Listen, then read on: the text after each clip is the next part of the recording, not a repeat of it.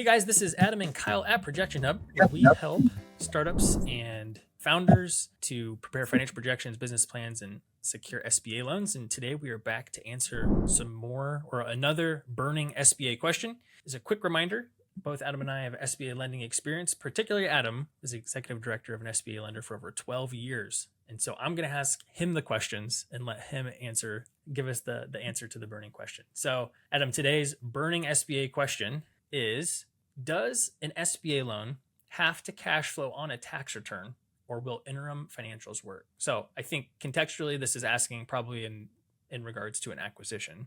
Is that how you would interpret that question? Yeah, most commonly acquisition, or it could be an existing business, I guess, as well. So do you think, if someone's applying for that and the business is failing to cash flow on a tax return, because we know a lot of times people will jam pack all kinds of expenses that they can think of on a tax return so that they don't have to pay as much as in taxes.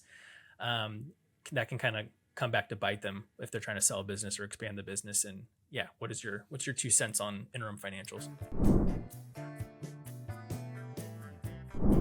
Yeah, so technically, the SBA doesn't require. It's not an SBA requirement that that it cash flows, historical financials cash flow the proposed loan. That's not an SBA requirement. It is a requirement that the lender can demonstrate to the SBA how the business is going to cash flow the loan, like based on projections. Now, the easiest way to demonstrate that it's going to be able to cash flow in the future is just to look at the historicals and say, hey, look, it already cash flowed. And so that's what commonly lenders will do. Like they want the deal to, if you're applying for $1 million loan and you're going to have whatever the monthly payment, a $25,000 a month payment, they want to be able to show that, hey, in the past year or 2 or 3, you would have been able to afford that loan payment from your cash flow. So that is what a lot of lenders will want, but it's not an absolute requirement from the SBA perspective. What is your sense of, like you said, obviously historically cash flowing financials, like real actual financials, are going to be more meaningful than probably a set of projections. So like, what are some of the do's and don'ts if they have to look at the projections? Is it like there can only be 1 year of negative or poor cash flow from the actuals in order for them to actually buy into the projections? Because if they're like, hey, you weren't profitable for 3 years, but now all of a sudden you're projecting profitability the next year, like, I'm guessing a lender's probably not going to buy that. So where's that like fine line between acceptable interim financials versus the tax returns? Yeah, so I think different lenders will look at it differently. Again, since it's not an SBA rule, it really is up to the lender. So there are some lenders that are going to say, hey, we want you to have cash flowed this proposed loan every year for the last 3 years. And we want you to have like above and beyond extra cash flow as a cushion. Like they're really conservative. And then some lenders will say, hey, just the last year, if 2 years ago and 3 years ago you didn't cash flow, but you did last year, great. Some might even be willing to say just based on interim. So, if you didn't cash flow last year on the tax return, but we're 9 months into the year this year, and based on your interim financials, it looks like you will this year, that might be sufficient. I would say that the most recent data is the most valuable, is kind of one rule of thumb. So if you cash flow the last 3 years and then like it looks like on your interim you fell off a cliff and like you're not profitable at all this year, like then it doesn't matter what you did the last 3 years. So that's one thing to consider. And then I think the other thing is that tax returns are thought of as like the gold standard. Like the tax return is the official answer, and the interim profit and loss that you download from QuickBooks could be really messy. And so the lenders tend to take those with a grain of salt.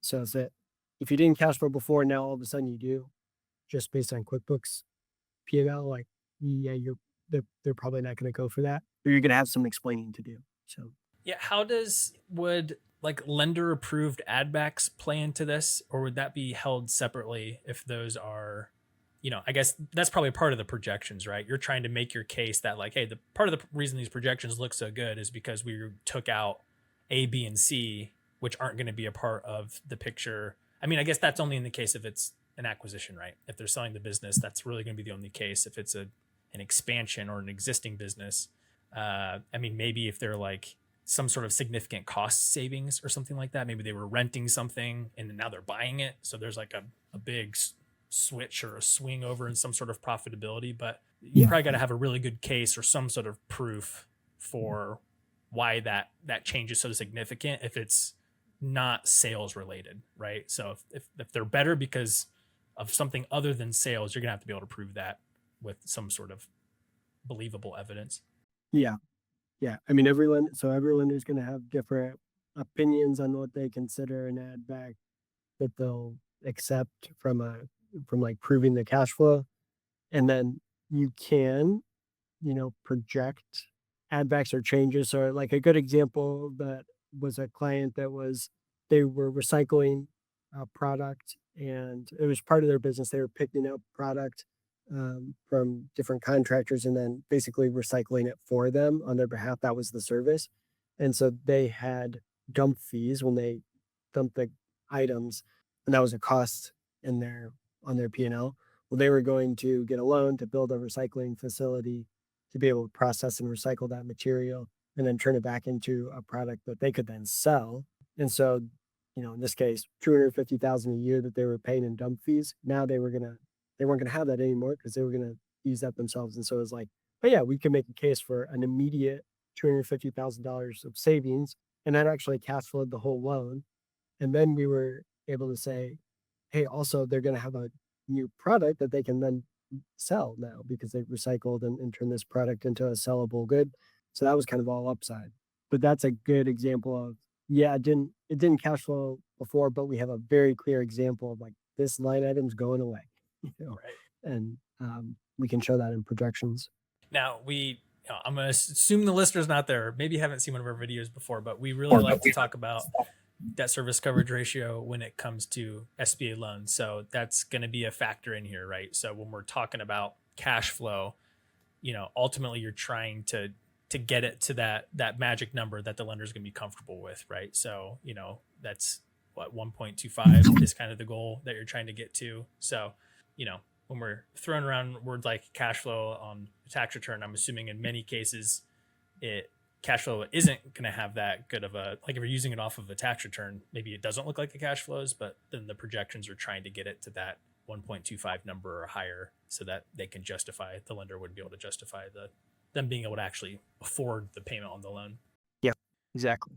All right. Well, there we have it. Another SBA burning question answered. Thank you, Adam.